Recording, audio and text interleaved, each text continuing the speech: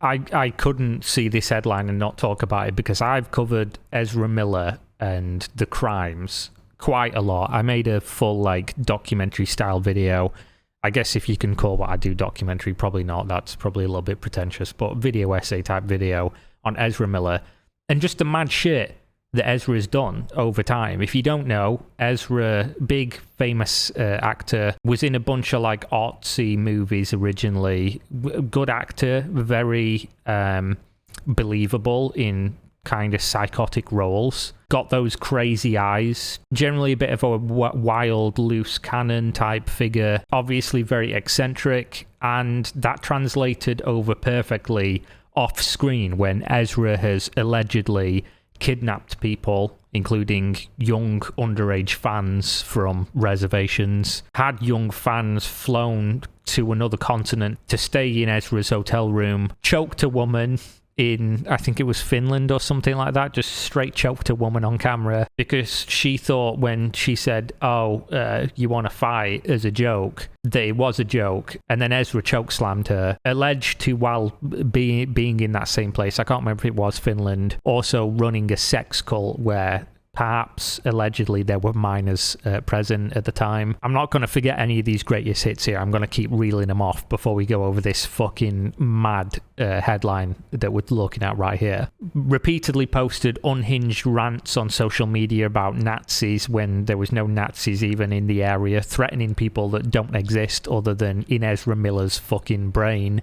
Repeatedly arrested for being drunk and disorderly and attacking people. Allegedly went into some random person's house and started talking to their underage daughter while wearing a bulletproof vest, because Ezra goes everywhere nowadays with a bulletproof vest on, and I believe flashed a gun at them because of some offhand remark about Rastafarians or something like that. Just some fucking wild, like Seth Rogen-esque movie plotline. There was also the time that Ezra went to some woman's house to hook up with them and then just completely lost it and started trashing the place for just no reason whatsoever, calling this woman a Nazi. Then, of course, there's a recent one where a woman went missing and her daughter, and they were apparently living with Ezra in a house, and Ezra was just leaving guns and drugs and shit all over the place, and then broke into a house nearby, caught on camera, to steal alcohol. And I believe got convicted for that one. I'm not 100% sure. I'll say allegedly just in case. But there's, of course, a lot of allegations against Ezra Miller. It seems that Ezra is a bit of a fucking head case, as we like to call them.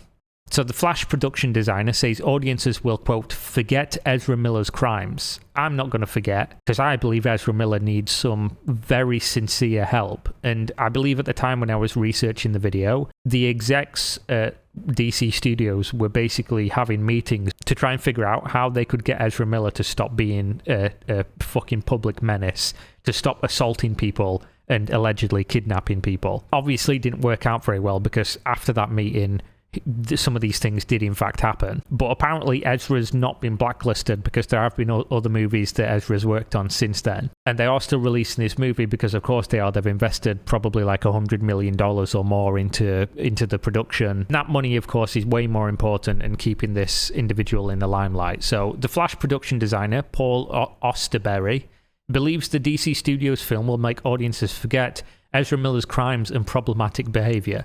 I fucking doubt that, mate. The only people that are going to forget about it are people who don't care about it anyway. Because a lot of people are just like doing the Britney thing. Leave Ezra alone. Leave Ezra alone. Assaulting people and allegedly kidnapping people. Some mad fucking grooming behaviour as well going on. But Ezra is apparently the victim in this one. The Flash's production designer, Paul Osterberry, believes Ezra Miller's performance on screen will make fans forget the actor's off-screen behaviour. Ezra is a good actor. I'm not even going to lie. If you watch Ezra in anything, good actor, does a really good job. Still needs severe intervention and help. Talking to CBC, I don't know why you're doing that. You've fucking goofed on this one. Osterberry said Miller did such a superb job, people will forget all the negative press the actor accumulated in the last couple of years. He stressed Miller's dedication and professionalism while being under a lot of pressure, self-inflicted, of course. Osterberry pointed out Miller had to play two different versions of the character, switching roles every few days. Ezra is used to doing that, because I do believe Ezra has some kind of like Jekyll and fucking Hyde scenario going on. According to the production designer who won an Academy Award for The Shape of Water, Miller had only 3 days off during the entire shoot. He still managed to kidnap 3 children while in those 3 days. He was really putting in those fucking hours, really putting in that work. That's a joke, by the way, allegedly. Just in case my complete deadpan didn't give it away, that is a joke. Ezra didn't kidnap any children in these 3 days. As far as I know, we'll have to wait and see what happens. They filmed 6 days a week and spent 1 in stunt rehearsals. It has been reported earlier that Miller did their own stunts for The Flash. Cool, I like that. Probably not always the best idea, but yeah. Miller has a history of run-ins with the law and alleged erratic behaviour, starting with an arrest for drug possession in 2011, which led to 2 citations of disorderly conduct. In 2022, they faced multiple charges and accusations including burglary, disorderly conduct, harassment, and second-degree assault. The parents of Indigenous activist Takata Iron Eyes accused the actor of grooming their daughter since childhood and filed a protection order against Miller. Allegations of drug abuse, child endangerment, and harassment were also made in separate cases in Vermont and Mass. I'm not going to say the full word because I always fuck it up. I just can't do it. This, again, is firmly one of those situations where if everywhere you go it smells like shit, it's probably you. You probably need to look at your shoes. Because if one set of allegations comes up from one family in one place, that's one thing. If it keeps coming up everywhere you go, you should probably not be around children anymore. I'm pretty comfortable saying that. So Miller released a statement in August 2021, I remember this one, acknowledging suffering complex mental health issues. True. And saying that they had begun ongoing treatment. Hopefully that's going well, because I've not seen anything in the last few months about Ezra Miller. So maybe this is all going good and Miller's totally fine now.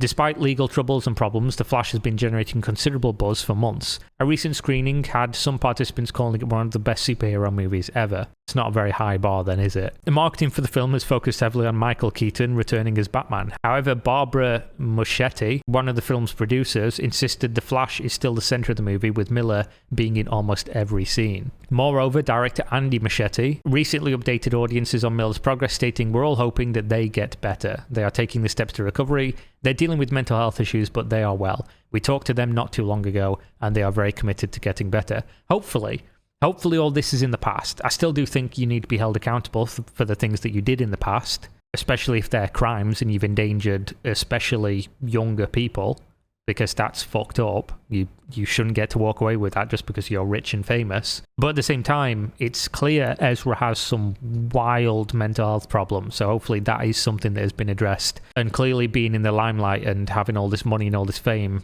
doesn't help these matters, as we've seen. You can take a normal person that grows up with fame and money and they will turn into a fucking monster from that being the case.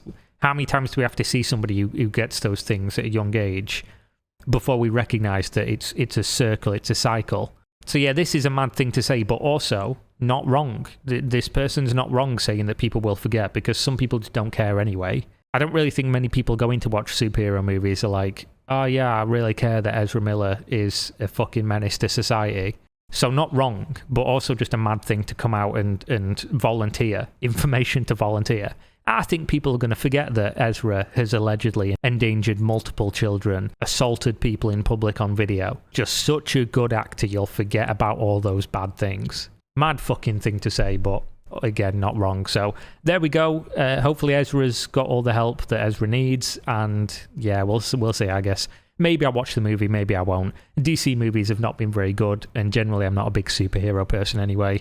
That shit ran dry for me years and years ago. It seems like every time I watch a superhero movie now, I'm just like, yeah, okay, that were cool. I could have done something else that probably would have been a little bit more entertaining, but I do understand that these are big money makers and they're going to keep making them, and they're not going to pull a film just because Ezra's been doing some naughty things, even though realistically they should. But there we go. Thanks for watching, and see you next time. Peace out.